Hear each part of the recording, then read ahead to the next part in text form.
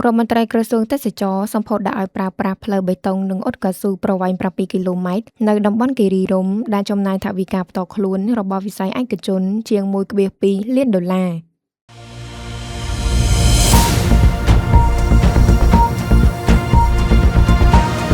.នៅថ្ងៃទី28 ខែមិថុនាឆ្នាំ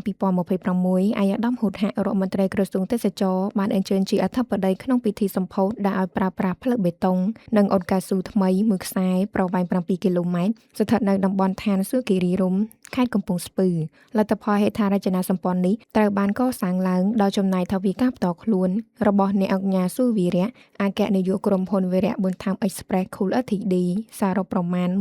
1.22 លានដុល្លារអាមេរិក។ ការសម្ពោធផ្លូវនេះធ្វើឡើងស្របទៅនឹងយុទ្ធនាការទស្សនាកម្ពុជានៅរដូវកាលបៃតងដែលកំពុងដំណើរការចាប់ពីខែឧសភាដល់ខែតុលា ក្នុងឱកាសនោះអាយដាមរដ្ឋមន្ត្រីបានកោតសរសើរចំពោះទឹកចិត្តដ៏ថ្លៃថ្លារបស់អ្នកអង្គការស៊ូវីរៈដែលបានរួមចំណែកអភិវឌ្ឍវិស័យទេសចរណ៍និងហេដ្ឋារចនាសម្ព័ន្ធ អាយដាមបានបញ្ជាក់ថាខេត្តកំពង់ស្ពឺបច្ចុប្បន្នបានប្រែក្លាយមុខមាត់យ៉ាងឆាប់រហ័សពីខេត្តកសិកម្មទៅជាខេត្តកសិឧស្សាហកម្មនិងពលសេដ្ឋកិច្ចដ៏សំខាន់ដោយសារមានការដឹកនាំប្រកបដោយប្រសិទ្ធភាពពីថ្នាក់ដឹកនាំខេត្តនិងការតភ្ជាប់ហេដ្ឋារចនាសម្ព័ន្ធខ្វាត់ខ្វែងផ្លូវថ្មីនេះត្រូវបានចាត់ទុកថាជាសរសៃឈាមសេដ្ឋកិច្ចដ៏សំខាន់មួយទៀតដែលនឹងជួយសម្រួលដល់ការធ្វើដំណើរជំរុញវិស័យទេសចរណ៍និងផ្ដល់អត្ថប្រយោជន៍ដល់ប្រជាពលរដ្ឋក្នុងសហគមន៍តំបន់គិរីរម្យ